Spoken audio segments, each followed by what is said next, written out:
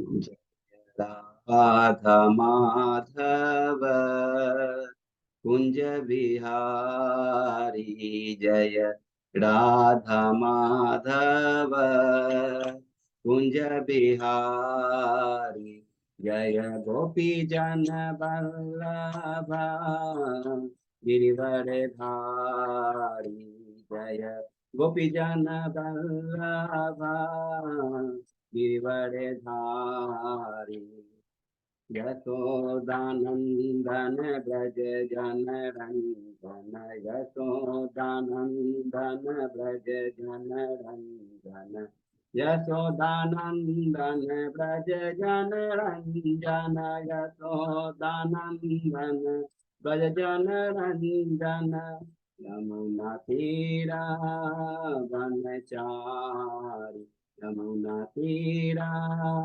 वनचारी, जय राधा माधव कुंज बिहारी, जय राधा माधव कुंज बिहारी, हरे कृष्णा कृष्णा कृष्णा हरे हरे, हरे राम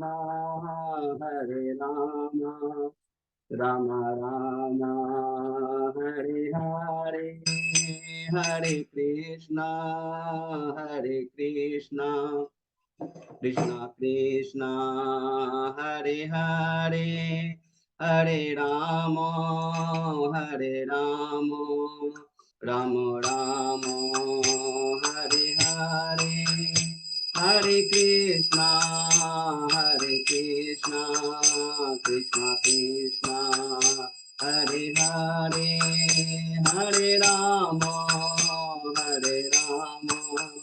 राम राम हरे हरे, हरे कृष्णा कृष्णा कृष्णा हरे हरे, हरे राम राम राम हरे हरे, गोविंद बोलो हरि गोपाल बोलो, गोविंद बोलो हरि गोपाल बोलो, राधा रमन हरि गोविंद बोलो, श्री राधा रमन हरि गोविंद बोलो, जय राधा गोपीनाथ राधे, जय राधा दामोदर राधे, जय राधा मदन मोहन राधे, जय राधा गोविंद राधे, जय राधा केशव राधे, जय राधा कुंज बिहारी राधे, जय राधा गोविंद राधे, जय राधा श्याम सुंदर राधे, जय जगन्नाथ बलदेवा, जय सुभद्रा, जय गौरानिताय श्री गौरानिताय, जय कृष्ण बलराम जय वृंदावन धाम, जय जय प्रभुपाद जय श्रीला प्रभुपाद, जय जय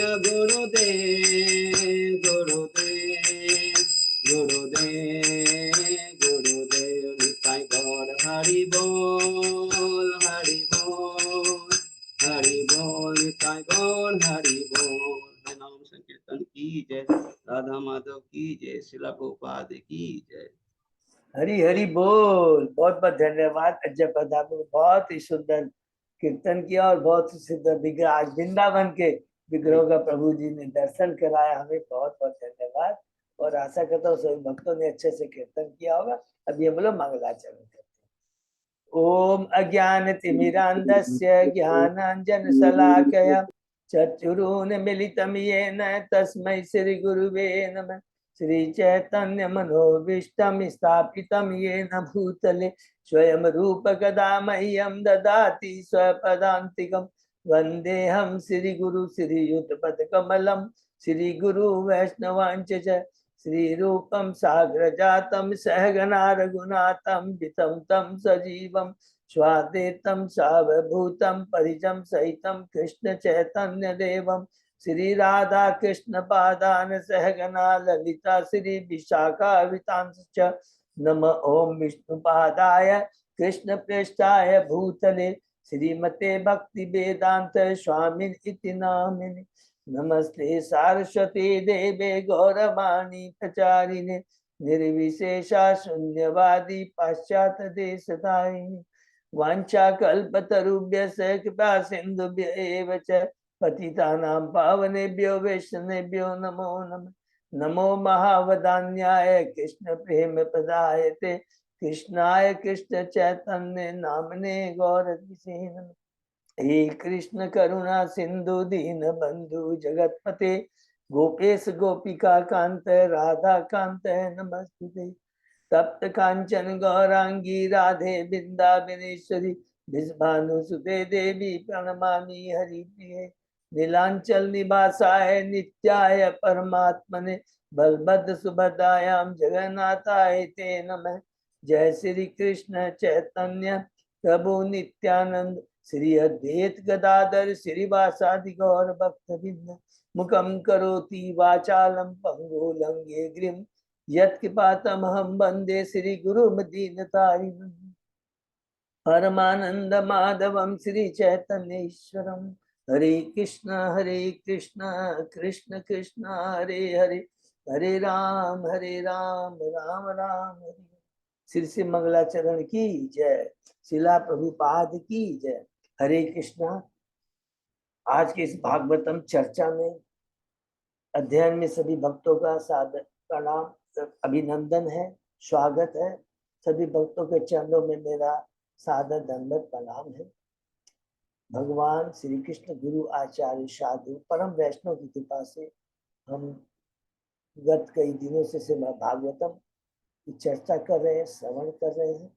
अभी हम लोग कैंटो 4 के तीसरे अध्याय में है।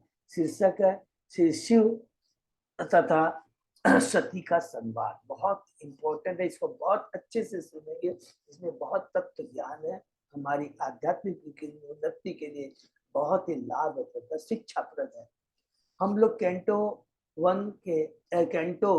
4 के पहले अध्याय में हमने पढ़ा स्वयंभू मनु के पुत्रों की वंशावली के बारे में। हमने किसके बारे में पढ़ा? आकुति के बारे में, देवहूति की पुत्रियों के बारे में और प्रसूति के बारे में। देवहूति के बारे में ऑलरेडी हम लोग कैंटो 3 में डिटेल में पढ़ चुके हैं। उनकी पुत्रियों के बारे में नहीं पढ़ा था, जिसका वर्णन पहले अध्याय में। आकुति उनकी दूसरी पुत्री है, जिसका विवाह रुचि से हुआ, जिनसे एक कपल उत्पन्न हुआ, यज्ञ जो स्वयं भगवान है, और दक्षिणा। उनसे 12 पुत्र हुए, जिनका नाम था तुषित, सिंपल। उसके बाद में हमने देवहूति की पुत्रियों के बारे में पढ़ा। देवहूति की सारी पुत्रियां बड़ी महान थी और उनका ब्याह भी ब्रह्मा जी के प्रजापति ऋषियों पुत्रों से हुआ। एक एक अलग अलग कन्याओं और प्रजापतियों से जो ब्याह हुआ, अलग हमने पढ़ा। बड़े बड़े ऋषि मुनि उत्पन्न हुए, जिसमें से हमने पढ़ा था कि इस पेशरी कर कर कर कर करके कि जिसमें स्वयं जो अनसूया और अत्रि है, उनसे भगवान उनको से है ब्रह्मा विष्णु महेश, जिनका नाम है सोम, दुर्वासा और दत्तात्रेय उत्पन्न हुआ। और स्पेशल हमने देखा अगस्त मुनि हुए हरविभुआ और पुलस्य से। और अगस्त मुनि का दूसरा जो ब्रदर थे विश्वस्वा, उससे हमने पढ़ा कि उसकी 2 बीबी थी, पत्नियां थी, जिसमें से एक कुबेर, रावण, कुंभकर्ण और विभीषण। ये हमने पढ़ा है अलग अलग करके। अलग अलग जो विशेष है उनका खाली हम लोग वर्णन कर रहे हैं। और उसी प्रकार जो ऊर्जा और वशिष्ठ उनसे चित्रकेतु। और अंत में हमने पढ़ा था जो ख्याति है, जो भृगु है, उनके 2 पुत्र थे, धाता विधाता और उनकी पत्नियों से मार्केंड ऋषि और शुक्राचार्य ऐसे जैसे महान ऋषि उत्पन्न हुए। ये हमने पढ़ा देवहूति की पुत्रियों और उनके पतियों से इस तरह महान ऋषि उत्पन्न, और अंत में प्रसूति जो तीसरी पुत्री है उसका ब्याह हुआ दक्ष से, जिनकी 16 कन्याएं थी। 13 कन्याएं धर्म से विवाह हो जाता है, और उस 13 कन्याओं में एक विशेष कन्या जैसे हमने बोलेंगे वो मूर्ति है जिससे नर नारायण का प्राकट्य हुआ, जो कि द्वापर युग में हमने पढ़ा कि कृष्ण और अर्जुन है। 14वीं पुत्री स्वाहा अग्नि से ब्याह हुआ। 15वीं पुत्री स्वदा पितृलोक को दे दी गई, और लास्ट सती जो परम प्रिय थी, याद रखें परम प्रिय थी, दक्षायणी उसको बोलते हैं, वो किससे ब्याह हुआ? शिव जी भगवान से हुआ। पहला अध्याय समाप्त होता है। दूसरे अध्याय में हमने पढ़ा दक्ष द्वारा शिव जी को शाप। एक बार बड़े प्रजापतियों मरीचि दक्ष वशिष्ठ मिलकर के बहुत बड़ा यज्ञ किया, जिसमें ब्रह्मा जी शिव उपस्थित थे। दक्ष आते हैं, ब्रह्मा जी चूंकि उनके पिता उनको प्रणाम करते हैं। दक्ष उनके जो जमाता है, जमाई है, वो उन्हें प्रणाम नहीं करते हैं। इसलिए नहीं कि वो बहुत ईर्ष्यालु, नहीं, वो हम आगे पढ़ेंगे, इसलिए कि उस समय वो उनका मग्न थे, किसमें? भगवान के ध्यान में मग्न थे। लेकिन जो दक्ष है उसकी शिव भगवान जो कि परम वैष्णव है, उनके उच्चता, उनकी गुणता को उसके प्रति उसको घृणा थी। अरे उसमें इतने महान गुण है जिसके द्वारा वो पूरे ब्रह्मांड में पूजा जाता है। उस तरह का वास्तव में घृणा, उस चीज, ईर्ष्या उस बात की थी। और आदमी खोजता रहता ना, कोई मौका खोजता रहता कि मौका मिलेगा तो किसी ना किसी से अपमानित करूंगा। तो उसी चीज को उसको ध्यान में रखते हुए उसने श्री भगवान का अनादर किया, उनको अपमानित किया। तुमने लोकालोक के सम्मान को खत्म कर दिया, तुमने सदाचार नहीं है, तुम निर्लज है। तो उनके जो नंदीश्वर है क्रोधित हो जाते हैं और अभिशाप देते हैं ब्राह्मणों को। दक्ष याद रखिए कि वो ब्राह्मण है, कि तुम सब ब्राह्मण है, तुम लोग सकाम कर्मों में लगोगे, द्वार द्वार पर भिक्षा मांग कर करके अपना पेट भरोगे। इसके अगेंस्ट में अब जो दक्ष का जो सपोर्टर थे भृगुमुनि, वो शिव के सपोर्टरों को अभिशाप देते हैं, तुम लोग नास्तिक हो गए, तुम लोग मद मदिरा में व्यस्त होंगे, वेदों का तुम्हारे कोई ज्ञान नहीं होगा। और यहाँ पर वेदों के बारे में, क्योंकि प्रभुपाद जैसे वेद का वर्ड आया इसको याद रखेंगे। वेदों का उद्देश्य, वेद स्वयं भगवान से निकले। गीता में बहुत इंपॉर्टेंट श्लोक दिया गया है कि वेद भगवान से निकले हुए। भगवान की जो वाणी होती है वो बद्ध जीवों के लिए एक परम उद्देश्य को लेके होती है। और चूंकि वेद भगवान से निकले हुए, भगवान को अपरुषय कहते हैं, और भगवान से संबंधित और कोई दूसरा कोई वेद लिखता है या उस पर टिप्पणी करता है, वो कभी भी एक्सेप्ट नहीं करना। ये सबसे बड़ी शिक्षा है यहाँ पर है। उसके बाद भगवान शिव वहां से चले जाते, परम वैष्णव कुछ नहीं बोलते हैं, यज्ञ संपन्न होता है और सब लोग अपने अपने स्थान पे चले जाते हैं। दूसरा अध्याय खत्म होता है, तीसरे अध्याय में प्रवेश करते हैं श्री शिव तथा सती का संवाद। ये बहुत ही हम लोग अभी कंटिन्यू कर रहे हैं। इसमें हमने पढ़ा कि दक्ष ने कुछ समय के बाद में वाजपेयी और दूसरा बृहस्पति सौ नामक यज्ञ आरंभ किया। उस यज्ञ में ब्रह्मांड के सभी लोग आए थे, ब्रह्मर्षि, मुनि, पितृकुल के देवता, सब अपनी अपनी पत्नियों के संग आते हैं। दक्ष कन्या दक्षायणी परम साध्वी सती जब देखती है कि उसके आकाश मार्ग से देख रहे, स्वर्ग से अलग अलग देवता अपनी पत्नियों के साथ सुंदर वस्त्र आभूषणों से सुसज्जित हो कर करके वो जा रहे हैं, उनको पता लगता है, क्योंकि लोग गुनगुनाती रहती है ना, सब विमानों में बैठी रही है, कहाँ जा रहे हैं? अरे मेरे पिता दक्ष ने बहुत बड़ा एक अनुष्ठान किया है। वो सुनती है, वो अपने शिव भगवान से कहती है कि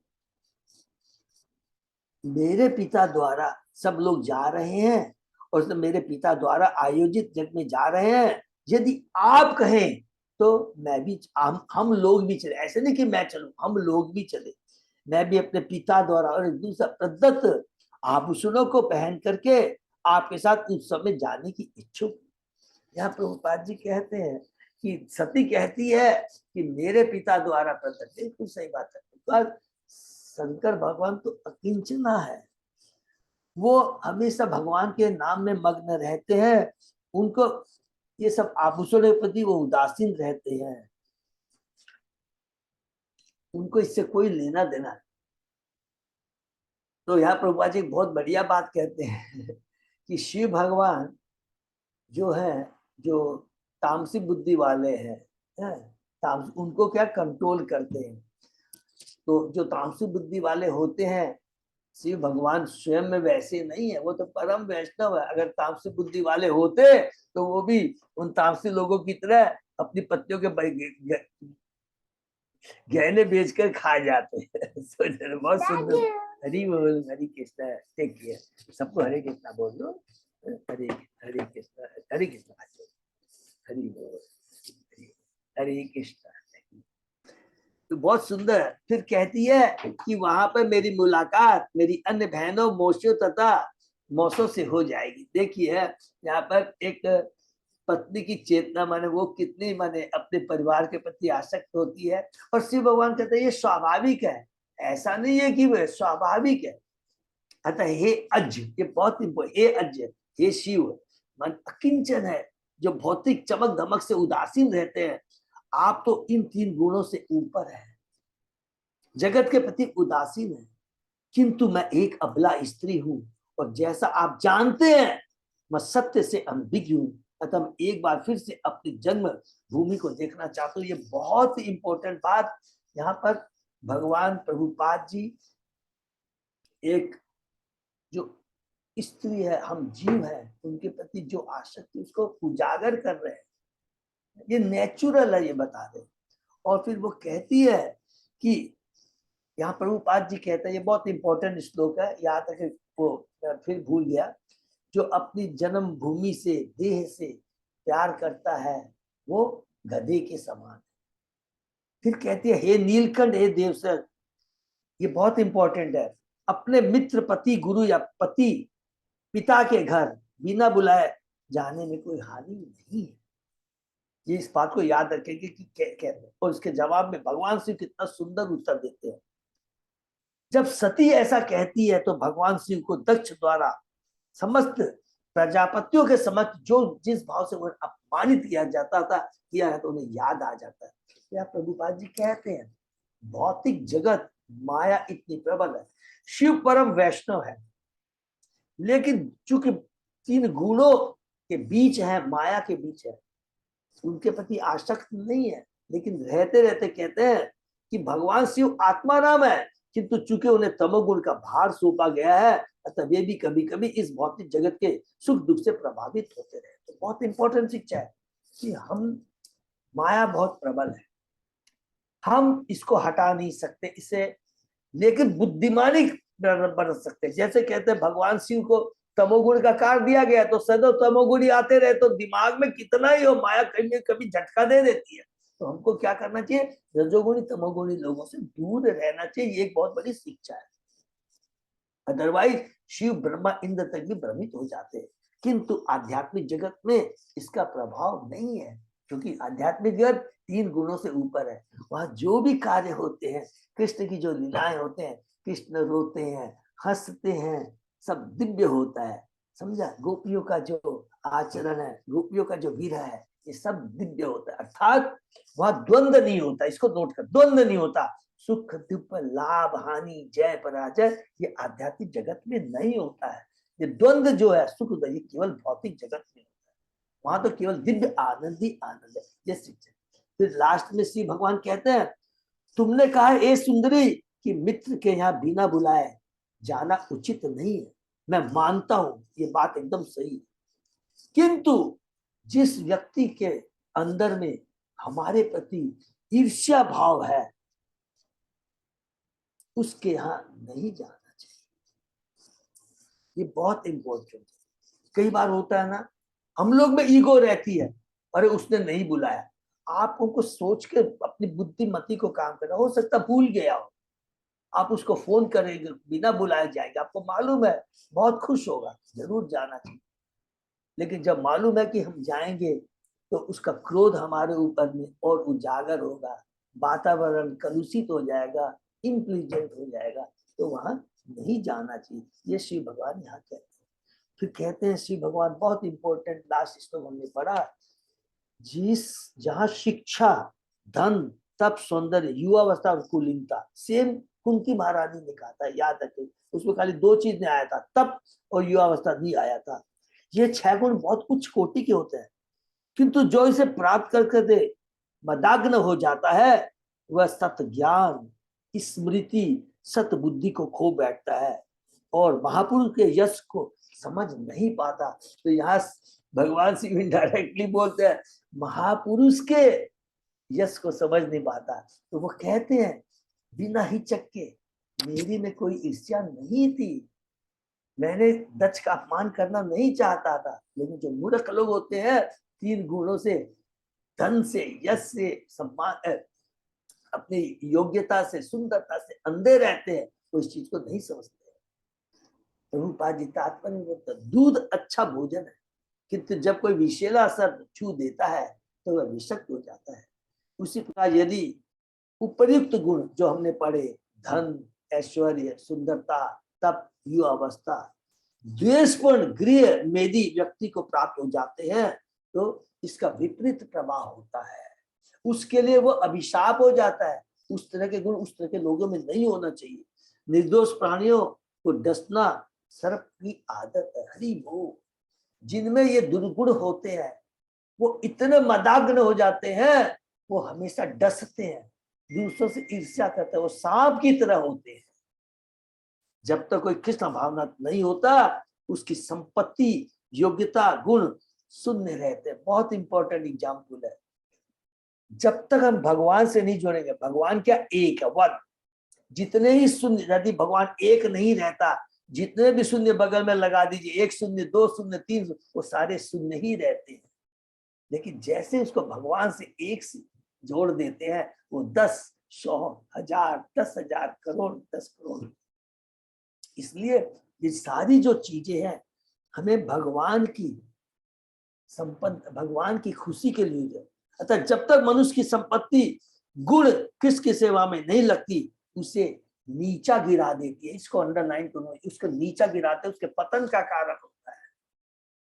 तो बहुत इंपॉर्टेंट, हमने यहाँ तक पढ़ा और उसके आगे हम लोग पढ़ेंगे। बहुत ओम नमो भगवते वासुदेवाय, ओम नमो भगवते वासुदेवाय, ओम नमो भगवते वासुदेवाय। नारायण नमस्कृत्य नरं चैव नरोत्तमं देवी सरस्वती व्यासं ततो जयं उदीरये। नष्टप्रायेषु अभद्रेषु नित्यं भागवत सेवया भगवती उत्तम श्लोके भक्ति भवति नैतिकी। कृष्णाय वासुदेवाय देवकी नंदनाय च नंद गोप कुमाराय गोविंदाय नमो नमः। आराधयो भगवान ब्रजेश तनय ततधाम वृंदावनम रमया काचित् उपासना व्रजवधू वर्गीय कल्पिता। श्रीमद्भागवतम प्रमाणम अमलम प्रेमा पुमर्तो महान श्री चैतन्य महाप्रभो मतम तत् आदरो न पर। हरे कृष्णा कृष्ण कृष्ण हरे हरे, हरे राम राम राम हरे हरे। कैंटो 4 अध्याय 3 शीर्षक श्री शिव तथा सती का संवाद, श्लोक नंबर 18 से है प्रभु। प्रभु जी 18 से। Thank you so much. नेता दिशा नाम स्वजन, नेतादृशानां स्वजन्वपेक्षया गृहान् प्रतीयात् अनवस्थित आत्मनाम्। ये अव्यागतां वक्र विचक्षते आरोपेद भूमि अमर्षणा अच्छी भी। बहुत सुंदर।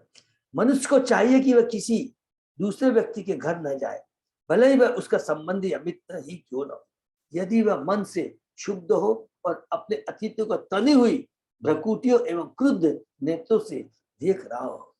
अमर्षणा अच्छी भी। बहुत सुंदर हो।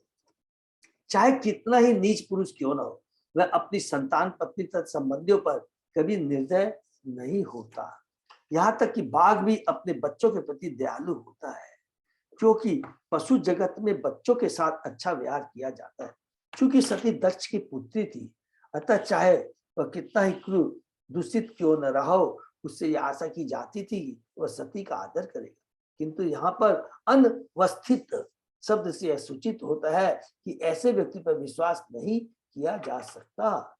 बाघ अपने बच्चों पर सदैव होते हैं, किंतु कभी कभी वे उन्हें खा जाते हैं।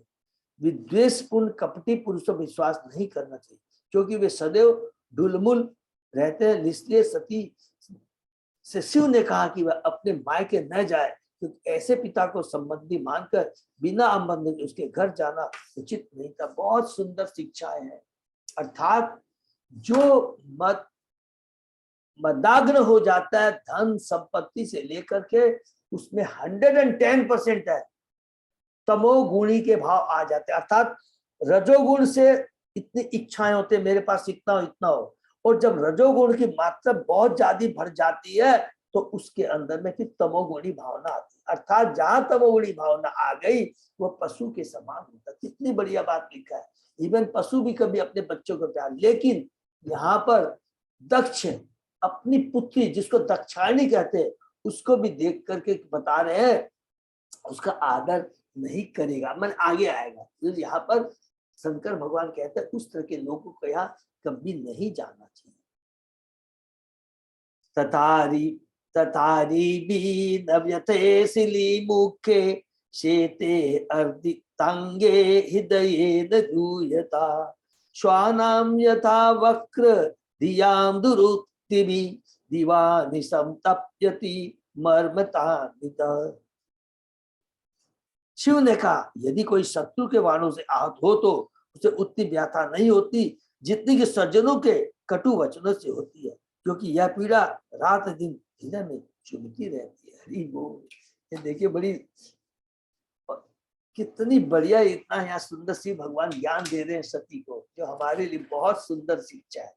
हो सकता है कि सती ने सोचा हो कि वह अपने पिता के घर जाने का दुस्साहस करेगी, और यदि उसके पिता कटु वचन कहते भी है तो वह सह लेगी, जिसका पुत्र अपने माता पिता की झलकियां सह। लेकिन शिवजी ने स्मरण दिलाया कि वह इतने कटु वचन नहीं सह पाएगी, क्योंकि मनोविज्ञान कहता है कि भले ही कोई अपने शत्रु के द्वारा पहुंचाई गई पीड़ा सहे, क्योंकि वह स्वाभाविक होती है। किंतु जब कोई व्यक्ति अपने संबंधी से कठोर वचन से आहत होता है तो उसे उसकी पीड़ा रात दिन वही रहती है, और कभी कभी यह पीड़ा इतनी सह हो जाती है कि वह व्यक्ति आत्महत्या कर लेता है। और इसमें हम लोग पाएंगे कि सती कृष्ण भगवान शिव के प्रति कितना उसका सम्मान है, कितनी उसकी श्रद्धा करती है। माने आगे हम पढ़ेंगे, यहाँ पर तो भगवान शिव कहते हैं कि अपने घर के विशेष घर में जहाँ पर अपने रिश्तेदारों के अपने संबंधियों से यदि कोई अपमान होता है तो वो बर्दाश्त के बाहर हो जाता है, क्योंकि वो अनएक्सपेक्टेड होता है। और जहां तक बाहर वालों की बात है, नेचुरली वो कहते हैं स्वाभाविक है कि दूसरे लोग तो हमेशा आपसे ईर्ष्या करेंगे ही करेंगे। तो ये बता दें जस्ट नॉर्मल जो हमारी समाज की जो बातें वो बता दें। यक्तम त्वम उत्कृष्ट गते प्रजापते प्रियात जानांसि सुसुभु में मता तथापि मानम न पितु प्रपस्यसे मदास्यात् परितप्यते यत। हे सुब्रवदनी प्रिय, यह स्पष्ट है कि तुम दक्ष को अपनी पुत्रियों में सबसे अधिक प्यारी हो, तो भी तुम उसके घर में सम्मानित नहीं होगी, क्योंकि तुम मेरी पत्नी हो। हरि बोल यार, उल्टे तुम्हें ही दुख होगा कि तुम मुझसे संबंधित हो, बल्कि तुमको दुख होगा। वो तुमसे घृणा नहीं करते, ईर्ष्या नहीं करते हैं। वो तुमसे ईर्ष्या इसलिए करते हो क्योंकि तुम मेरी पत्नी हो, क्योंकि वो मुझसे ईर्ष्या करते हैं। और दक्ष क्यों ईर्ष्या करते हैं याद रखेंगे, इसलिए नहीं कि वास्तव में वो जब उस दिन यज्ञ हो रहा था तो खड़ा नहीं हुआ। यज्ञ खड़ा नहीं होता, याद रखेंगे। कभी कभार है आप किसी, हम कहीं जाते हैं, किसी कारण है, बस है, अच्छा हम सोचते हैं अच्छा वो उसने मेरे को पूछा नहीं, हो सकता कोई कारण होगा, बिजी होगा, या उसकी मनोस्थिति दूसरी होगी, आप एक दो दिन बाद भूल जाते हैं, कोई बात नहीं, ठीक है। लेकिन जिसके आपके प्रति वास्तव में ईर्ष्या घृणा है, हमारे गुणों से है, हमारी उन्नति से घृणा करता है, वो हमेशा कोई ना कोई बहाना खोजता कि मौका आने में उसको कैसे अपमानित किया जाए। वो सिचुएशन थी दक्ष की शिव के प्रति, और यही बात शिव भगवान कह रहे हैं कि तू मेरे से संबंधित है, इसलिए तू भी अपमानित होगी, क्योंकि वो मुझसे बहुत ईर्ष्या करता है, घृणा करता है।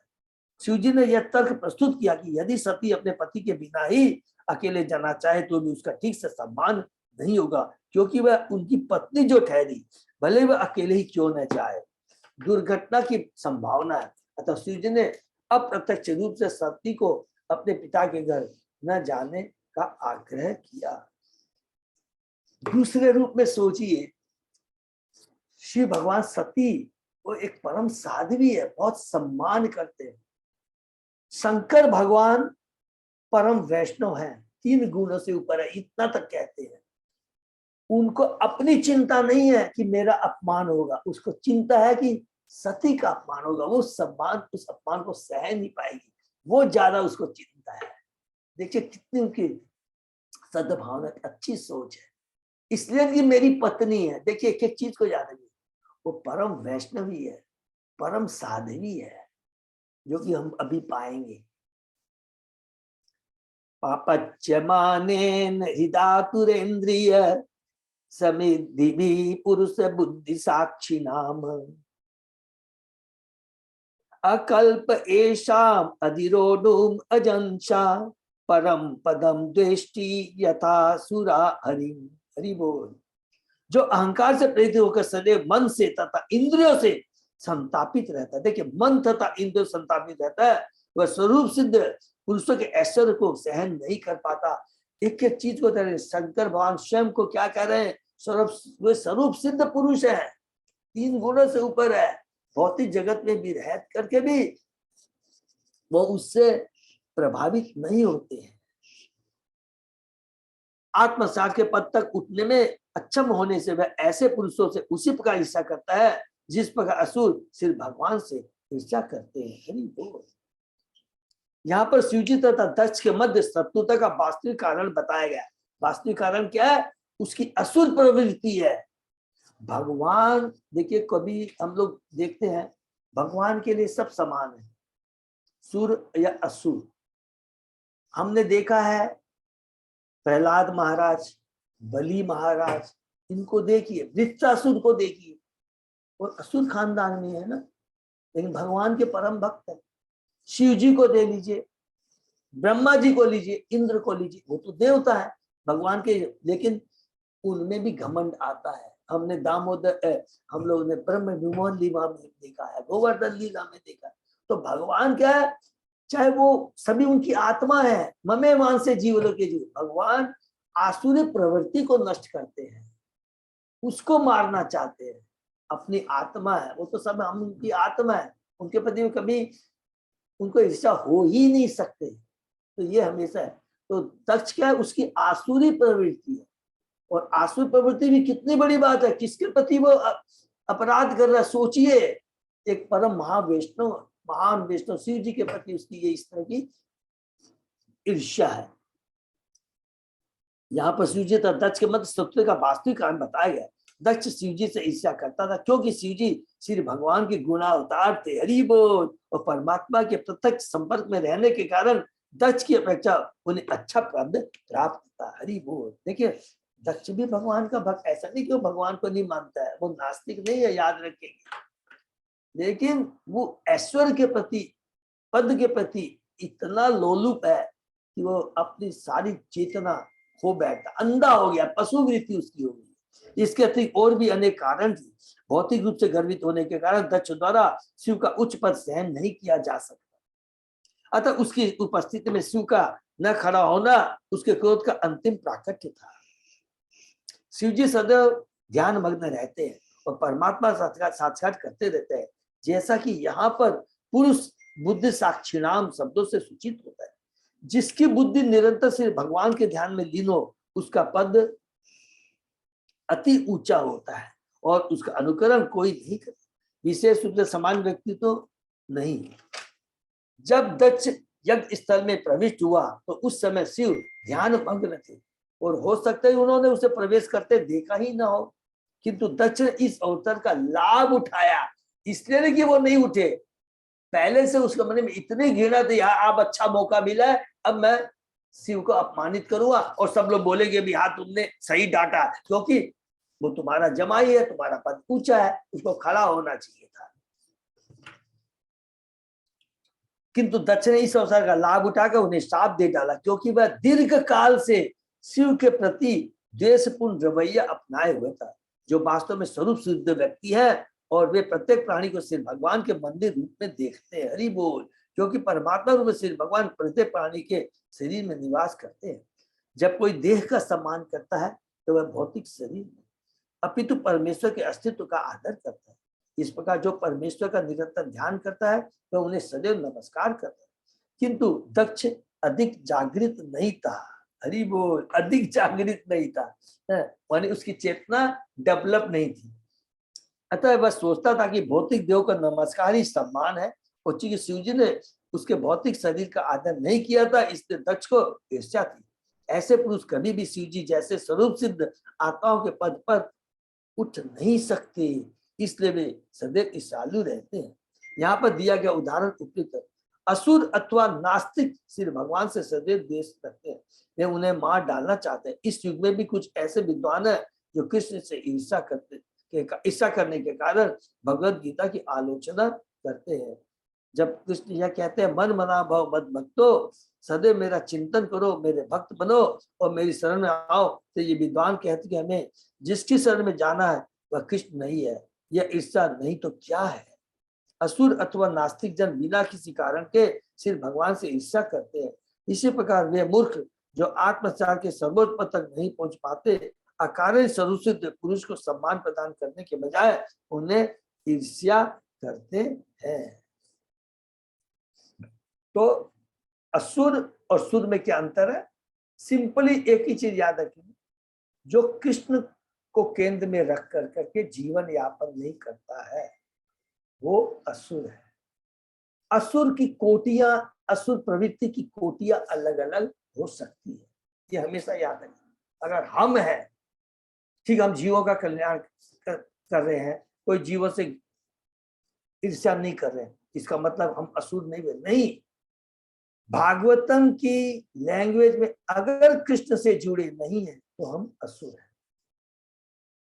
असुर वो है, आसुरी प्रवृत्ति वो है जो हमेशा हमें जन्म मृत्यु त्याग आदि के चक्कर में घुमाती रहती है। सिंपल यही चीज है। आसुर प्रवृत्ति का लेबल अलग अलग हो सकता है, ए क्लास का कैदी हो सकता है, बी क्लास का कैदी हो सकता है, सी क्लास का कैदी हो सकता है, लेकिन है तो कैदी। चेतना कृष्णमय होनी चाहिए। सारी इंद्रियां, जो कुछ हमारे पास है, कृष्ण को केंद्र में रखकर जीवन यापन करेंगे तो 110% हो सकता है इस जन्म में नहीं, अगले जन्म में, तीसरे में, गारंटी है हम भगवान से जुड़ जाएंगे, भगवान के धाम में चले। कितनी भी प्रॉब्लम आ जाए, कितनी आती रहेगी, दुखालम अशाश्वतम है ये, देवी ऐसा गुणमयी। कई बार ऐसा आएगा कि प्रभु आपको मालूम नहीं है ना मेरे को कितनी प्रॉब्लम है। ये बिल्कुल सही बात है, कोई चिंता मत कीजिए, लेकिन सॉल्यूशन का भी तो सोचना है। जो दुख है, जो कुछ है, उसका निवारण भी तो केवल एक ही जन कर सकता है, वो कृष्ण है। तो ये चीज जब हम पढ़ेंगे, जीवन में बार बार याद करेंगे, तो क्या होगा, वो दुख नहीं रह जाएगा, वो एक नॉर्मल चीज हो जाएगी हमारे लिए।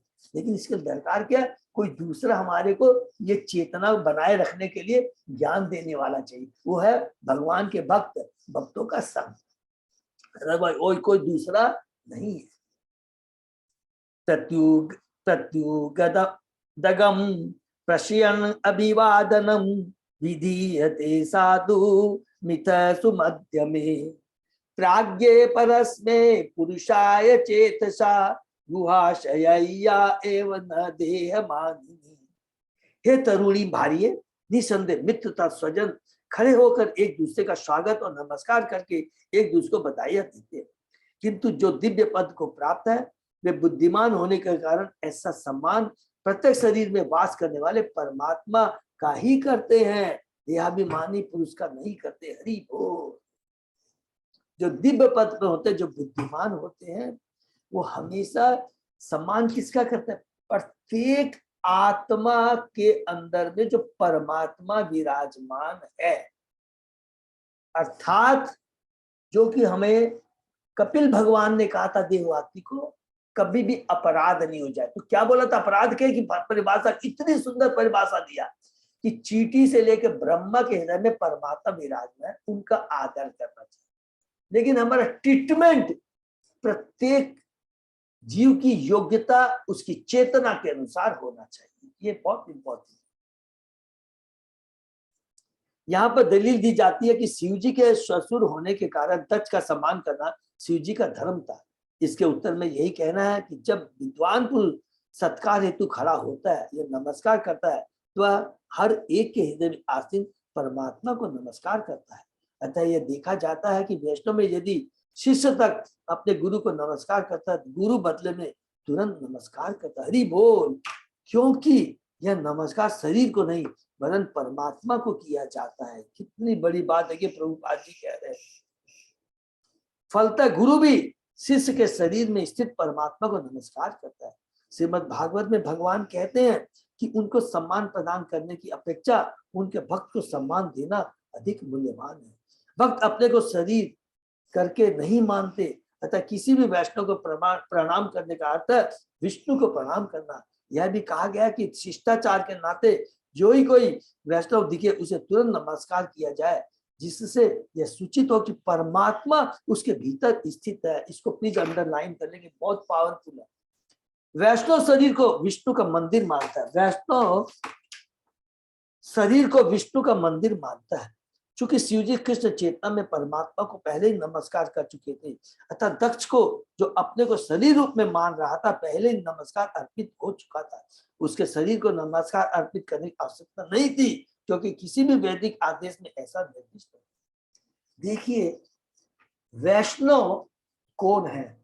एक पशु भी हो सकता है, एक पशु भी है। मेरे को अभी याद आ गया कि एक बार प्रभुपाद जी लोकनाथ महाराज बुल कार्ट को लेकर करके प्रचार करने के लिए निकले थे। प्रचार करके लिए जब वो निकलते हैं तो लोकनाथ महाराज जी निकलने वाले रहते हैं, तो वहां प्रभुपाद जी पहुंच जाते हैं। बहुत खुश होते हैं, लोकनाथ महाराज को धन्यवाद देते हैं, इतना सुंदर आप प्रचार के निकल। वो कुछ न करते, सबसे पहले किसके पास जाते हैं? बुल जो बैल थे उनके पास जाते हैं, उनको सहलाते हैं, नमस्कार करते हैं और कहते हैं लोकनाथ महाराज को, ये परम वैष्णव है, ये परम वैष्णव जो हरि नाम का प्रचार करने के लिए निकले हैं और आज इनके माध्यम से पूरे शहर में पूरे देश में हरि नाम का प्रचार। ये चेतना देखिए, ये तो ये परम वैष्णव उनकी चेतना ऐसी होती है। तो हम कोई भी चीज अगर कृष्ण के लिए यूज होती है वो सम्मानीय है, ये हमेशा याद है।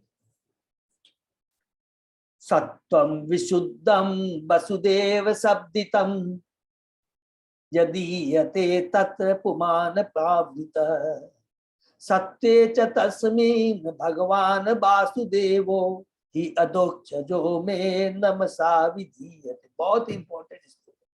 मैं शुद्ध कृष्ण चेतना में भगवान वासुदेव को सदैव नमस्कार करता रहता हूँ। देखिए भगवान शिव कह रहे हैं सती को, आउट ऑफ ईगो नहीं कह रहे कि मैं भगवान का बहुत परम वैष्णव है। अपनी पति को जो उसकी साध्वी है, परम वैष्णवी है, उसको सत्य को उजागर कर रहे हैं। कृष्ण चेतना ही सदैव शुद्ध चेतना है, जिसमें वासुदेव नाम से अभीत श्री भगवान का बिना किसी प्रकार के दुराव के अनुभव होता है। जीवात्मा स्वाभाविक रूप से शुद्ध है, सच्चिदानंद है, हमने पढ़ा था, ब्रह्म पद पर है। भगवान ने, कपिल भगवान ने कहा था जीव के बारे में, ईश्वर तत्व, जीव तत्व के बारे में पढ़ा था। हमने क्या पढ़ा था? जीव है वो सच्चिदानंद है। ये तो भौतिक जगत में आकर के वो अनुभव करता है कि मैं सपना देख रहा हूं, लेकिन वो कभी भी कलुषित नहीं होता है, वो तो प्योर सूर्य के समान है। हमने पढ़ा था ना, यही चीज यहाँ पर। जीवात्मा स्वाभाविक रूप से शुद्ध है, असंगो ये हम पुरुष है। वेदों में कहा गया कि आत्मा सदैव शुद्ध और भौतिक आसक्ति से अदूषित रहता है, कभी कुलुषित नहीं रहता है, वो सूर्य के समान रहता है। केवल सूर्य की जब छाया जल में पड़ती है, अलग अलग रंग होता है, सूर्य हिलता है तो हिलता हुआ दिखाई देता है, रंग काला है तो काला दिखाई देता है, लेकिन इन सब चीजों से सूर्य कभी प्रभावित नहीं होता। अगर आकाश में देखा जाए तो सूर्य एजिटेड है, लेकिन हम प्रतिबिंब को जब देखते हैं, सूर्य के प्रतिबिंब को देखते हैं, तो हमारी चेतना वो ये जो दूषित दिखाई देते, दूषित नहीं है सूर्य, तो वो जीव सूर्य के समान है। जो ही कोई कृष्ण भक्त हो जाता है तो ये समझना चाहिए कि वह शुद्ध मूल स्वाभाविक स्थिति को प्राप्त हो गया है। जो ही कृष्ण भक्त हो जाता है तो ये समझ लेना चाहिए कि वो स्वाभाविक स्थिति को प्राप्त है। कौन सी स्थिति? ब्रह्म स्थिति, सच्चिदानंद स्थिति में आ गया है। यह स्थिति शुद्ध सत्व कहलाती है, क्योंकि यह शुद्ध सत्व स्थिति अंतरंगा शक्ति के प्रत्यक्ष वश में है। जब तक बहिरंगा शक्ति के चक्कर में रहेंगे, प्रभाव में रहेंगे, उसके क्लच में रहेंगे, तो सपना ही देखते रहेंगे, दुख ही दुख मिलेगा। अतः इस स्थिति में सारे सांसारिक कार्य रुक जाते हैं। अर्थात जब हम कृष्ण भावनावित हो जाते हैं तो सारे सांसारिक कार्य रुक जाते हैं। इसका मतलब क्या हुआ? सांसारिक कार्य रुक जाते हैं, केवल एक सेंटेंस लिख लीजिए, अपने इंद्रिय तृप्ति से संबंधित सारे कार्य रुक जाते हैं। हमारे सारे कार्य कृष्ण की तुष्टि के लिए होते हैं, हमारी अपनी इंद्रिय तृप्ति के लिए नहीं होते हैं। इसलिए कहा जाता है जो अपनी इंद्रिय तृप्ति को न लेकर कृष्ण की तुष्टि के लिए कार्य होते हैं, वे कार्य नहीं, उसको अकर्म कहते हैं। अर्थात उसका कभी भी भौतिक जगत में आने का प्रश्न ही नहीं उठता, क्योंकि हमने भगवान अपने इंद्रिय तृप्ति से संबंधित कार्य नहीं किए। हमने जो भी कार्य किया कृष्ण की तुष्टि के लिए कार्य किए। उदाहरण, जब लोहे को अग्नि में रखा जाता है तो वह गर्म होता है, और जब लाल हो जाता है तो वह लोहा होकर भी अग्नि के समान कार्य करता है। इसी प्रकार जब तांबे में से बिजली प्रवाहित होती है तो वह तांबे की भांति कार्य नहीं करता। हरि बोल। वह बिजली की भांति आचरण करता है। हरि बोल। जो भी भौतिक चीजें हैं, कुछ भी है, अगर भगवान की सेवा में लग जाती है तो वो भौतिक नहीं रहती है, वो आध्यात्मिक हो जाती है। उसका सम्मान करना चाहिए। इसलिए देखिए, इवन एक कलम है, अगर हम भगवान की सेवा के लिए यूज कर रहे हैं, उसका बड़ा सम्मान करना चाहिए। हमारा साउंड सिस्टम है, मृदंग है, करताल है, सब कुछ बड़ा सम्मान। ये भौतिक नहीं है, ये आध्यात्मिक, क्योंकि भगवान की सेवा में यूज हो रहा है। भगवद गीता में 14 अध्याय के 26 में पुष्टि की है कि जो भगवान की अमिश्रित भक्ति करता है वह तुरंत ही शुद्ध ब्रह्म पद को प्राप्त होता है।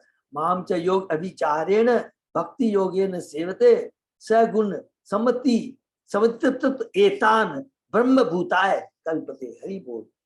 अतः जैसा कि इस श्लोक में कहा गया है, शुद्ध सत्व दिव्य पथ है, जो पारिभाषिक रूप में वसुदेव कहलाता है। वसुदेव एक पुरुष का भी नाम है जिससे कृष्ण उत्पन्न हुए। हरि बोल। वसुदेव अवस्था मीन्स कौन सी? वासुदेव मीन्स 3 गुणों से ऊपर, दिव्य आनंद में। वासुदेव अवस्था मतलब 3 गुणों से ऊपर, और वो आनंद में रहता है, तीनों गुणों का कोई प्रभाव नहीं रहता है। वसुदेव एक पुरुष का भी नाम है जिससे कृष्ण उत्पन्न। यह श्लोक बताता है कि शुद्ध स्थिति वसुदेव कहलाते हैं, क्योंकि उस स्थिति में श्री भगवान वासुदेव बिना किसी दुराव के अनुभव किए जाते हैं। अतः अमिश्रित भक्ति करने के लिए सकाम कर्म या मानसिक कल्पना द्वारा किसी प्रकार के भौतिक लाभ की इच्छा किए बिना भक्ति के नियमों का पालन करना चाहिए। हमारी मिश्र भक्ति नहीं होना चाहिए, यहाँ शुद्ध भक्ति होनी चाहिए। और शुद्ध भक्ति भी वासुदेव अवस्था में होती है, मीन्स कोई भी भौतिक आसक्ति नहीं होती है। सिंपल चीज है। शुद्ध भक्ति में मनुष्य अकारण तथा बिना किसी रुकावट के अपना कर्तव्य मानकर श्री भगवान की मात्र सेवा करता रहता है। यही शुद्ध सत्व या वसुदेव कहलाता है, क्योंकि इस अवस्था में भक्त के हृदय में परम पुरुष कृष्ण का उदय होता है। श्री विश्व जीव गोस्वामी ने भगवत संदर्भ में इस वसुदेव अथवा शुद्ध सत्व का अत्यंत मनोहारी वर्णन किया। जीव गोस्वामी बहुत इंपॉर्टेंट, ये जीव गोस्वामी की रचना है। वे बताते हैं कि गुरु के नाम के आगे अष्टोत्तर सत्य 108 जोड़ दिया जाता है, जो यह सूचित करता है कि वह शुद्ध सत्य या वसुदेव की दिव्य स्थिति है। हम लोग जैसे बोलते हैं ना, नमो विष्णुपाद, जय ओम विष्णुपाद परमहंस परिव्राजकाचार्य अष्टोत्तर सत्य सिद्धि श्रीमद ऐसी भक्ति वेदांत शिला प्रभुपाद की जय, हम लोग कहते हैं ना। तो अष्टोत्तर सत्य मान 108। वसुदेव शब्द का प्रयोग अन्य प्रकार से भी होता है। उदाहरणार्थ वसुदेव का अर्थ सर्वव्यापी भी है।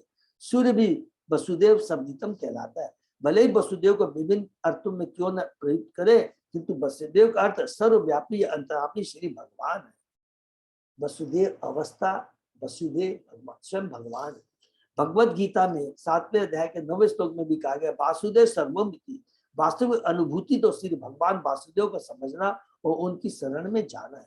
वसुदेव वह भाव भूमि है जिस पर श्री भगवान वासुदेव का बोध होता है। जब मनुष्य भौतिक प्रकृति के कलमश से रहित होता है और शुद्ध कृष्ण चेतना अथवा वसुदेव पद पर स्थित होता है, तो श्री भगवान वासुदेव का बोध होता है। माने वसुदेव अवस्था सबको समझ में आ गए। वसुदेव जो सच्चिदानंद प्योर, जो आत्मा का जो वास्तव में लक्ष्य, उस अवस्था में रहता, अर्थात वो कौन सी अवस्था है? 3 गुणों से ऊपर रहता है। कोई तरह का उसमें कोई भी कलमश नहीं रहता। तो ये हो गई वसुदेव अवस्था। जब वसुदेव अवस्था आती है, इसका मतलब है वो 100% वासुदेव से ही जुड़ा हुआ है, माने कृष्ण से ही जुड़ा हुआ है। यह केवल्य पद कहलाता है, जिसका अर्थ है शुद्ध चेतना, ज्ञानम सात्विकम कैवल्यम। जब मनुष्य शुद्ध दिव्य ज्ञान को प्राप्त होता है तो वह कैवल्य पद पर स्थित होता है। अतः वसुदेव का अर्थ कैवल्य भी होता है, जिसका व्यवहार निर्विशेषवादी करते हैं। निर्गुण कैवल्य साक्षात्कार अनुभूति की अंतिम व्यवस्था नहीं है। कृष्ण चेतना केवल में जब कोई श्री भगवान को समझ लेता है तो वह सफल हो जाता है। माने जैसे नास्तिकवादी निर्विशेषवादी कैवल्य को प्राप्ति हो गया, जैसे वो करते हैं ना कैवल्य, माने क्या बोलते हैं, निर्वाण। कैवल्य माने जो अंतिम लक्ष्य है कि भौतिक 3 गुणों से छुटकारा मिल गया है। लेकिन कृष्ण भक्ति में वो तो बिगिनिंग है, वहां से भक्ति शुरू होती है। केवल अवस्था में, वसुदेव अवस्था में आने के बाद 3 गुणों से उठने के बाद जीव क्या होता है? भगवान की सेवा में लग जाता है, भगवान से जुड़ जाता है। वहां से भक्ति एक्चुअली शुरू होती है। जहां निर्गुणवादियों की और खत्म होती है, उनका लक्ष्य जहां पूरा होता है, वहां से भक्त का शुरू होता है। ये हमेशा याद रखना। कृष्ण चेतना केवल में जब कोई श्री भगवान को समझ लेता है तो वह सफल हो जाता है। शुद्ध अवस्था में श्रवण कीर्तन स्मरण आदि के द्वारा कृष्ण चेतना का विकास होने से मनुष्य श्री भगवान को समझ सकता है। ये सारे परमेश्वर की अंतरंग शक्ति के निर्देशन में होते हैं। इस श्लोक में अंतरंग शक्ति के कार्य का भी वर्णन अपावृत अर्थात किसी आवरण से रहित रूप में किया गया है। चूंकि श्री भगवान उनका नाम रूप गुण सामग्री आदि दिव्य होने के कारण भौतिक प्रकृति से परे है। अतः भौतिक इंद्रियों के द्वारा इनमें से किसी एक को भी समझ पाना नहीं है। जब इंद्रिया शुद्ध भक्ति करने से पवित्र हो जाती है, ऋषिकेश सेवनम भक्ति उच्चते, तो वह शुद्ध इंद्रिया श्री कृष्ण को बिना आवरण के देख सकते, कोई भी भौतिक आवरण नहीं। जब कोई यह प्रश्न करे कि भक्त के वस्तुतः भौतिक देह होती है, तो वही भौतिक नेत्र किस प्रकार भक्ति के पवित्र हो सकता है? बहुत इंपॉर्टेंट पॉइंट है। भगवान चेतन ने जो उदाहरण दिया है वह यह है कि भक्ति से मन का दर्पण निर्मल हो जाता है। स्वच्छ दर्पण में मुख को स्पष्ट देखा जा सकता है। इसी प्रकार केवल मन के दर्पण को स्वच्छ कर लेने से श्री भगवान का स्पष्ट ज्ञान हो सकता है। भगवद गीता में कहा गया है, अभ्यास योग युक्तेन, भक्ति में निर्दिष्ट व्यक्ति को कर्तव्यों को करते हुए चेतसा नान्य गामीना या ईश्वर के विषय में सुनकर तथा उनका कीर्तन करके यदि किसी का मन निरंतर श्रवण तथा कीर्तन में लगा रहे और अनर्थ कहीं न जाए तो मनुष्य को श्री भगवान का साक्षात्कार हो जाता है। अनर्थ निवृत्ति केवल बार बार भगवान का नाम का श्रवण कीर्तन स्मरण करेंगे, श्रद्धा, साधु संग, भजन क्रिया, अनर्थ निवृत्ति, इसको जैसे ही क्लोज करते हैं, निष्ठा, रुचि, आसक्ति, प्रेम, अर्थात निष्ठा माने स्वतः ही इंद्रियां, अब बार बार मन को पकड़ के लाने की दरकार नहीं, स्वतः ही इंद्रिया भगवान के प्रति आकृष्ट हो जाती है, फिर उसको कोई रोक नहीं सकता है, वो अन्यत्र कहीं जाने का सवाल ही नहीं होता है। तो मनुष्य को श्री भगवान का साक्षात्कार हो सकता है, जैसा इसे भगवान चैतन्य पूछे, भक्ति योग प्रतिज्ञा द्वारा श्रवण तथा कीर्तन से प्रारंभ करके मनुष्य अपने मन तथा हृदय को स्वच्छ बना सकता है और इस तरह से भगवान के मुख का दर्शन पा सकता है। श्रवण जितना अच्छा होगा उतना अच्छा कीर्तन होगा, उतना अच्छा स्मरण होगा। सिंपल चीज है, श्रवण बहुत इंपॉर्टेंट है, श्रवण बहुत अच्छा होना चाहिए। हम हरिनाम का भी जप करते हैं तो एक एक जो शब्द है जितना हम कानों से सुनेंगे उतना ही हमारी चेतना में परिवर्तन आएगा, कलुषितता खत्म होगी। शिव जी ने बताया कि चूंकि उनके हृदय, देखिए शिव जी बता रहे, प्रभुपाद जी कह रहे, शिव जी ने बताया चूंकि उनके हृदय तथा मन के अंदर परमेश्वर सदैव विद्यमान रहते हैं, अतः उनका हृदय सदैव वासुदेव की भावना से पूरित रहता है और वे श्री भगवान को सदैव नमस्कार करते रहते हैं। दूसरे शब्द में कहा जा सकते हैं शिव सदैव समाधि में रहते हैं। और हंड इसलिए वो कहते हैं कि स्वरूप सिद्ध व्यक्तियों का अनादर करते हैं। कौन? जो दक्ष जैसे कलुषित चेतना वाले, नया स्वरूप सिद्ध व्यक्ति इनडायरेक्टली से भगवान कहते हैं, क्लियरली यहाँ कहते हैं कि हे सती, जब मैं वहां बैठा हुआ था सभा में, विश्वास करो मेरी दक्ष के प्रति कोई कलुषिता ईर्ष्या नहीं थी। मेरा उस समय ध्यान तो जीवात्मा के हृदय में बैठे परमात्मा के ऊपर में था। यह समाधि भक्त के वश की बात नहीं, यह तो वासुदेव के वश में, क्योंकि श्री भगवान की समस्त अंतर्गति उन्हीं के आदेश से कार्यशील होती है। निसंदेह भौतिक शक्ति भी उन्हीं के आदेश से कार्यशील है, किंतु उनकी पृथक इच्छा तो आत्मिक शक्ति द्वारा पूरी होती है। अपनी अतरंगा शक्ति वे स्वयं प्रकट होते हैं। भगवद गीता में कहा गया है संभवामि आत्म माया। आत्म माया का अर्थ है अंतरंगा शक्ति। अपने भक्त की दिव्य प्रेमा भक्ति से प्रसन्न होकर वे अपनी इच्छा से, अपनी अंतरंग शक्ति से प्रकट होते हैं। भक्त कभी आदेश नहीं देता कि मेरे भगवान तुम यहाँ आओ जिससे मैं तुम्हारा दर्शन कर। भक्त को यह बद प्राप्त नहीं कि वह ईश्वर को आदेश दे सके कि मेरे सम्मुख आओ या नाचो। ऐसे अनेक तथाकथित भक्त हैं जो ईश्वर को अपने समक्ष नाचने के लिए बुलाते हैं, किंतु ईश्वर किसी के द्वारा आदेशित नहीं होते। हाँ, यदि वे किसी के शुद्ध भक्ति में कार्यकलापों से प्रसन्न हो जाते हैं तो वे स्वतः प्रकट होते हैं। इसलिए इस श्लोक में अधोक्ष सब अत्यंत सार्थक है, क्योंकि यह सूचित करता है कि हमारी भौतिक इंद्रियों के कार्यों से ईश्वर का साक्षात्कार नहीं किया जाता। अधोक्षज मीन्स भौतिक इंद्रियों से परे। हम अपनी भौतिक इंद्रियों से हम भगवान का साक्षात्कार नहीं कर सकते, भगवान को प्रसन्न नहीं कर सकते।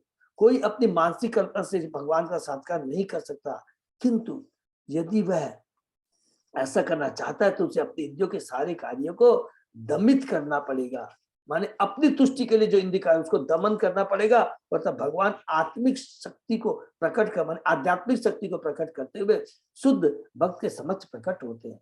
तो भक्त के लिए उनको सादा नमस्कार करने के अतिरिक्त कोई अन्य कर्तव्य नहीं रह जाता। परम सत्य अपना रूप भक्त को दिखाते हैं, वे रूपहीन नहीं है, वासुदेव रूपहीन नहीं है, क्योंकि जैसा कि श्लोक में कहा गया है जो ही भगवान प्रकट होते हैं भक्त उन्हें नमस्कार करता है। नमस्कार व्यक्ति को किया जाता है, किसी निराकार वस्तु को नहीं। इसको प्लीज अंडरलाइन कर लेंगे। मनुष्य को यह मायावादी व्याख्या स्वीकार नहीं करनी चाहिए कि वासुदेव निर्विशेष या निराकार है, निर्गुण है। जैसा कि भगवद गीता में कहा गया है प्रपद्यते, प्रपद्यते अर्थात मनुष्य समर्पण करता है। समर्पण सदैव व्यक्ति के प्रति किया जाता है, इसे निर्विशेष को नहीं। जब समर्पण या नमस्कार करने का प्रश्न आता है तो समर्पण या नमस्कार का कोई ना कोई लक्ष्य होना चाहिए। हरि बोल। ततेते निरीक्ष्यो न पितापि देहदृक् दक्षो मम द्वित ततनुव्रताक्षये यो विश्वसिक जगगतम वरो माम अनागसम दुर्वचसा अकरोत तीर।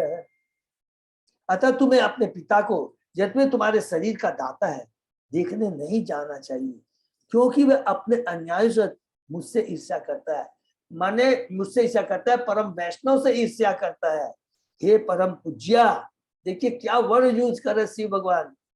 हे परम पूज्या, मेरे निर्दोष होते हुए भी उसने अत्यंत कटु शब्दों से मेरा अपमान किया है। शिव भगवान इसलिए नहीं बोल रहे हैं, कहते हैं कि देखो उसने अपराध किया। हे परम पूज्या, तुम परम वैष्णव हो, तुमको दुख होगा। इसलिए बोल रहे हैं कि वहां जाने से मेरी इज्जत नहीं है। अगर तुम परम पूज्या, तुम परम वैष्णव है, ये तुम्हारा अपमान होगा, मैं बर्दाश्त नहीं कर सकता। ये बहुत इंपॉर्टेंट चीज है। वैष्णव हमेशा चाहता कि वैष्णव का सम्मान हो, खुद भी करता है और दूसरे से भी आशा करता है। इसलिए जहां वैष्णव का सम्मान नहीं होता है, वहां हमें कभी भी बर्दाश्त नहीं करना चाहिए। इसके बारे में बहुत आचार्यों ने वाणी की है। स्त्री के लिए पति तथा पति समान रूप से पूज्य है। पति स्त्री की युवावस्था में रक्षा करता है, जबकि पिता उसके बाल्यकाल का रक्षक होता है। इस प्रकार दोनों ही पूज्य है, किंतु शरीर को जन्म देने के कारण पिता विशेष रूप से पूज्य होता है। शिवजी ने सती को स्मरण दिलाया, निसंदेह तुम्हारे पिता मुझसे भी अधिक पूज्य है, किंतु सावधान रहना, क्योंकि यदि वे तुम्हें शरीर प्रदान करने वाले हैं और जब तुम उन्हें देखने जाओगी तो वे तुम्हारा शरीर ले भी सकते हैं। इसको अंडरलाइन कर लेंगे। और मुझसे संबंध होने के कारण तुम्हारा अपमान भी कर सकते हैं। कितनी बड़ी बात कहते हैं कि तुम्हारा शरीर ले सकते हैं, माने तू वैष्णव का इतना आदर करती है और वहां जब देखेगी कि मेरा अपमान हो रहा है तो तू बर्दाश्त नहीं कर पाएगी और तू शरीर त्याग देगी। बड़ा दिव्य शिक्षा है। और जब वैष्णव नहीं रहेगा तो मैं भी बर्दाश्त नहीं कर पाऊंगा, क्योंकि तू परम वैष्णव। ऐसे नहीं कि मेरे तेरे शरीर से मुझे प्यार है, नहीं, तू परम साध्वी परम पूज्या है। तुम्हारा अपमान भी कर सकते हैं, स्वजन द्वारा किया गया अपमान मृत्यु से भी निकृष्ट है।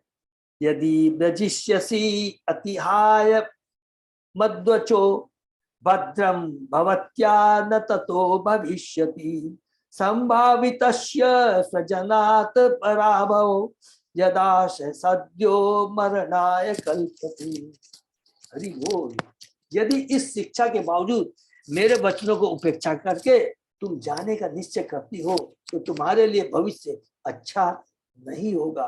तुम अत्यंत सम्माननीय हो और जब तुम स्वजन द्वारा अपमानित होगी तो यह अपमान तुरंत ही मृत्यु के तुल्य होगा। हरि बोल। तो यहाँ पर समाप्त हम लोगों ने कर पाए, बहुत सुंदर है। भगवान शिव की हम बज्जियों के लिए बहुत एक ही शिक्षा यहाँ पर है कि 3 गुणों का प्रभाव, जो यश जो भगवान से नहीं जुड़ा है और जितने भी भौतिक ऐश्वर्य है वो उसे गिरा देती है। तो हमको क्या करना है कि हम गिरे नहीं। भौतिक जगत में हमारे पास यश है, धन हो सकता है, हमारे पास धन नहीं है, दूसरे को धन को देखकर ईर्ष्या हो सकती है, बहुत कुछ हो सकता है। तो इन चीजों से ऊपर आने के लिए हमें क्या होना है? कृष्ण से जुड़ना है, हरि नाम से जुड़ना है। अगर हम हरि नाम से जुड़ जाएंगे, और हरि नाम से कैसे जुड़ेंगे? भक्तों का संग करेंगे।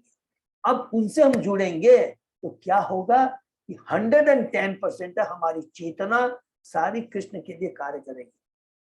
तो उसके लिए हमें क्या करना है? अब भक्तों का संग नहीं करना है, भक्तों का संग करना है, हरि नाम का जप। और अगर हम ऐसा नहीं करेंगे तो हमारी भी चेतना भले ही हो सकता है कि 10 के लेवल की नहीं हो, लेकिन कुछ तो हो जाएगी ना। तो इससे हमें दूर रहना है। अब भक्तों से दूर रहना, दूर रहना, दूर रहना, सिंपल चीज है। इनडायरेक्टली वो क्या कह रहे हैं कि तुम जहां जा रही हो दक्ष से मुलाकात होगी, वो वैष्णव नहीं है, वैष्णव अपराधी है, अभक्त है, उससे तुम्हें नुकसान होगा। हरे कृष्णा। तो ये शिव भगवान की बहुत बड़ी हम लोगों को यहाँ मिला और हम जीवन में इसे उतारने का, अपनाने का प्रयत्न करेंगे। बहुत बड़ी शिक्षा है और इसको बार बार हम सुनेंगे, पढ़ेंगे, भक्तों के संग में करेंगे। 110% है, कुछ तो असर आएगा ही। ये बहुत इंपॉर्टेंट चीज है। जिंदगी का पता नहीं है कितने दिन हम रहेंगे, क्या है। जितना भक्तों का संग करके भक्ति करके अपने जीवन को सुधार ले, आत्मा का कल्याण कर सके, यही मनुष्य जीवन का लक्ष्य है, यही मनुष्य जीवन का सदुपयोग है। हरे कृष्णा। कोई का प्रश्न है? दंडवत प्रणाम प्रभु। तो यहीं पर हम लोग विराम देते हैं।